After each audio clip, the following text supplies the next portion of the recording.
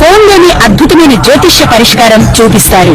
నమ్మండి, నమ్మకపోండి, ఇది నిజం. శ్మశాన కాళి రుద్ర చౌడీదేవి ఆరాధకులు నంబర్ 1 వశీకరణ స్పెషలిస్ట్ గురూజీ. మనిషి పుట్టుక నుండి చనిపోయే వరకు వచ్చే అన్ని క్లిష్టమైన సమస్యలకు పరిష్కారం ఇక్కడ లభిస్తుంది. విద్య, ఉద్యోగం, వ్యవహారం, స్త్రీ ప్రేమ, పెళ్లి, సంతానం, స్త్రీ పురుష వశీకరణం, భూవశం, భార్యాభర్తల కలహాలు, కోర్టు సమస్యలు, విడాకుల సమస్యలు, చేతబడి, అప్పుల బాధ, ఇంకా మీకు ఎలాంటి సమస్యలు ఉన్నా 72 గంటల్లోనే శాశ్వత పరిష్కారం చేయబడును. శ్రీ మహాగణాధిపతయే నమః. ఐం మహాసరస్వత్యే నమః. శ్రీ లలితాంబికాదేవియే నమః. రాశిఫలాల కార్యక్రమంలో భాగంగా ఇప్పుడు మనము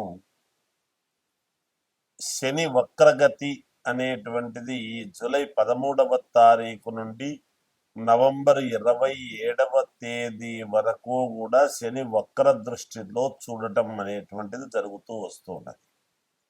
అయితే శనైశ్వరుడి యొక్క ప్రభావం ప్రతి వాళ్ళ జాతకములో కూడా చాలా మేజర్ రోల్ తీసుకొని ఉండేటువంటి పరిస్థితి. ఎందుకు? ప్రతి వాడు కూడా ఈ దేహాన్ని కష్టపడితేనే కదా 10 రూపాయలు వస్తుంది, కష్టే ఫలి అనేటువంటి మాట వచ్చింది. కాబట్టి దేహపీడాకారకుడు అయినటువంటి శనైశ్వరుడి యొక్క ప్రభావము ఎలా ఉండబోతున్నది, అలాగే శనైశ్వరుడు స్వక్షేత్రము నుంచి మీనములోకి వచ్చినప్పటి నుంచి కూడా ఎలా ఉంటుంది ఏమిటి అనేటువంటి దాని వలన ఒకటి. తర్వాత మీనము నుండి వక్ర దృష్టి చూడటం అంటే వెనక్కు చూడటం, సవ్య దృష్టి అనేటువంటిది ఉంటేనే ఎలా ఉంటుంది అనేది అందరికీ తెలిసినటువంటిది. అయితే వక్ర దృష్టి అనేటువంటిది మామూలుగా మనము పాండిత్యముతో అందరికీ అర్థం కాని విషయముతో చెబితే లాభము లేదు. మీరే ఆలోచన చేయండి. ఒక్కోసారి ఒక మనిషి ఎందుకో ఒక రకమైనటువంటి చూపు చూశాడండి, విచిత్రమైనటువంటి రూపు, చాలా వక్రముగా చూశాడు అతను, ఆ దృష్టిలో ఏదో ఒక ఇది గోచరించింది అని మనం అనుకుంటూ ఉంటాం. అటువంటి వక్ర దృష్టి అనేటువంటిది ఎప్పుడైతే వెనకకు ఒక్కసారి నడవడమని, వెనక్కు చూడటమని, భూమికి చాలా దగ్గరగా వస్తూ ఉండేటువంటి దాని వలన అని ఇలాంటివి ఏవో చెబుతాం ఎన్నో రకాలుగా. ఏది ఎన్ని చెప్పినా దృష్టి అనేటువంటిది, వక్ర దృష్టి అనేటువంటిది కొన్ని రాసుల వాళ్లకు యోగదాయకము, కొన్ని రాసుల వాళ్లకు ఇబ్బందులు ఉంటాయి. సహజం, సర్వసాధారణం. అయితే ఎవరినో భయపెట్టడానికో ఇబ్బంది పెట్టడానికో చెప్పాలి అని కాదు, ముందుగా తెలియజేస్తే దానికి సంబంధించినటువంటి విషయముగా మనము అడుగు మార్చుకోవటానికి వీలవుతుంది.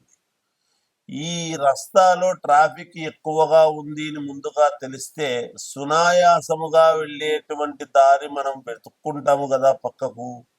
అది ఎంతో ఈ జాతక విషయములో కూడా అంతే. ఏ లగ్నాల వాళ్లకు, ఏ లగ్నములో పుట్టినటువంటి వాళ్లకు, ఏ రాసుల్లో ఉండేటువంటి వాళ్లకు మేలు జరుగుతుంది అనేటువంటిది ఇప్పుడు నేను తెలియజేస్తాను. అయితే లగ్నములో పుట్టుక అనేటువంటిది చాలా ప్రధానం. నేను ప్రతి వీడియోలో కూడా చెప్తా నేను.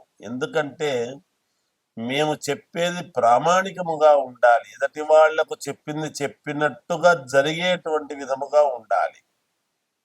ఇవి రాసుల ప్రకారముగా చెబుతూ ఉన్నటువంటివి.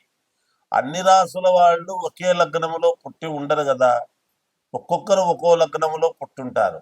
ఆ లగ్నమే ప్రాధాన్యత. దాన్ని తీసుకొని మీరు వ్యక్తిగతమైనటువంటి జాతకాలను ఒక్కసారి మీకు కావాల్సినటువంటి వ్యక్తుల దగ్గర మీరు అడిగి తెలుసుకోండి. దానికి ఏదైనా ఇబ్బందులు ఉంటే మార్గం ఏమిటి అనేటువంటిది తెలుసుకొని ఆ మార్గము గుండా ముందుకు వెళితే మీకు విజయము కలుగుతుంది అనేటువంటి విషయముగా తెలియజేస్తూ ఉన్నాను గాక. శని వక్ర దృష్టిలో ఎక్కువ శాతము వక్ర దృష్టి అని అంటే కొన్ని ఇబ్బందులే పెడతాడు ఎవరికైనా.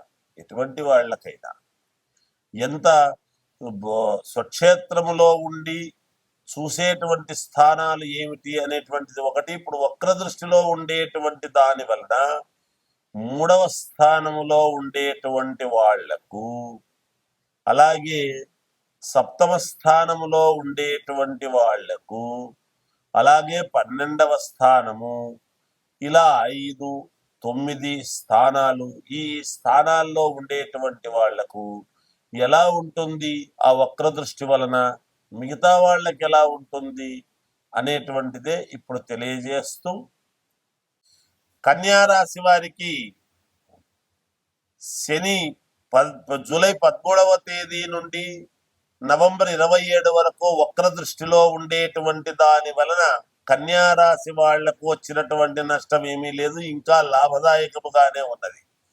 చాలా యోగవంతమైనటువంటి నిర్ణయాలు తీసుకుంటారు.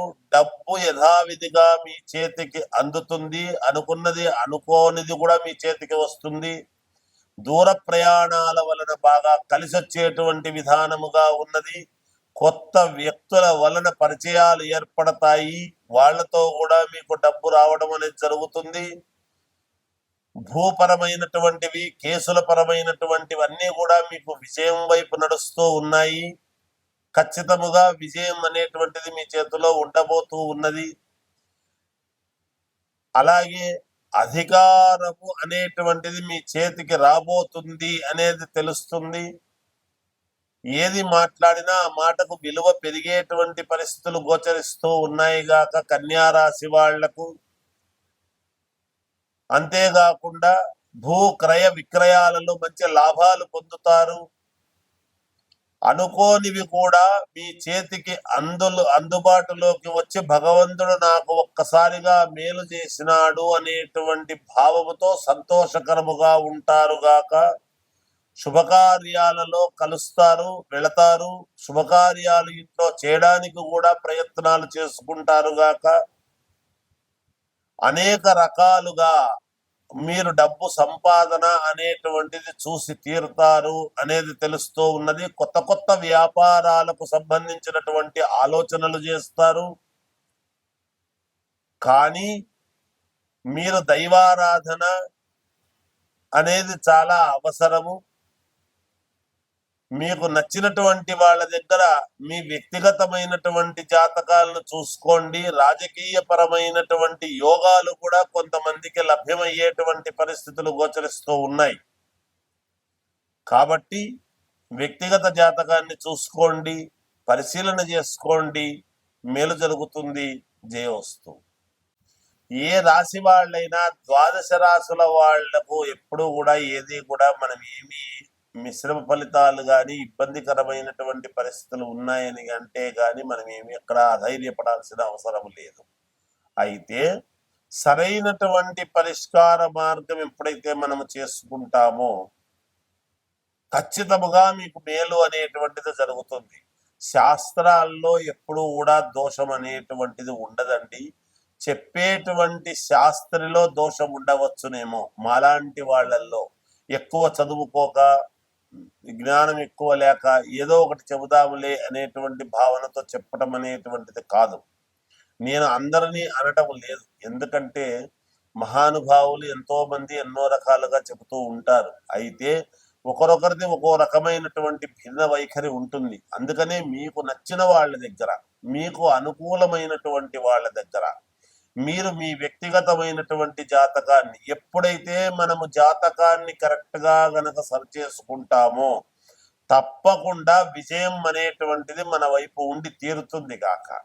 అందుకనే కదా మనం సరైనటువంటి చోట చూపించుకోవాలి. ఏదో ఒకటిలే 10 రూపాయలు తక్కువ కదా ఇక్కడ చెబుతున్నారులే అని అంటే వాళ్ళు తెలుసో తెలియకో ఏదో చెప్పుంటారు. మీరు 10 మందిని అడగండి, ఏది న్యాయమో తెలుసుకోండి. తెలుసుకొని జాగ్రత్తగా మీరు పరిహారాలు అనేటువంటివి చాలా అవసరం ఎప్పటికప్పుడు.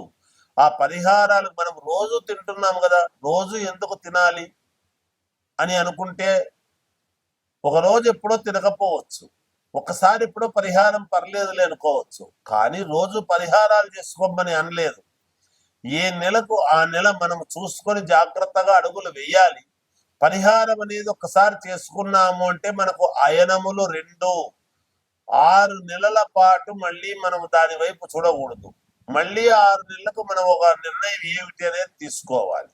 అది మనము అన్ని డబ్బుతోనే ముడిపెట్టేటువంటి పరిస్థితులు కూడా ఉండరాదు గాక. చిన్న చిన్న రెమెడీసే ఉంటాయి. మన నడవడికలో, మనము చేసేటువంటి పనులలో, మనము నడిచే మార్గములో ఇలాంటివి ఎన్నో ఉంటాయి. కనుక ఎవరు ఏమీ ఆందోళన చెందవద్దు. అందరూ మీ మీ వ్యక్తిగతమైనటువంటి జాతకాలు మీకు నచ్చినటువంటి వాళ్ళ దగ్గర చూపించుకోండి. సరైనటువంటి మార్గము నిర్ణయాలు తీసుకొని అడుగులు ముందుకు వెయ్యండి. తప్పకుండా విజయం అనేటువంటిది కలుగుతుంది. నేను రాసుల ప్రకారముగానే చెప్పాను గాని లగ్నము వేరే అయి ఉండొచ్చు కదా. ఆ లగ్నానికి ఇవి మంచి జరిగేటువంటి పరిస్థితులు కూడా ఉండవచ్చును. అందుకనే ఫలానా లగ్నములో పుట్టినటువంటి వాళ్లకు అంటే ఆ లగ్నములో మిగతా గ్రహాలు ఎక్కడ ఉంటాయో కూడా చెప్పడం కష్టం. అందుకనే వ్యక్తిగతమైనటువంటి జాతకము చూపించుకోండి అనేటువంటిది పదే పదే తెలియజేస్తూ మీ అందరికీ కూడా మేలు జరగాలి అని కోరుకుంటూ జయోస్తు.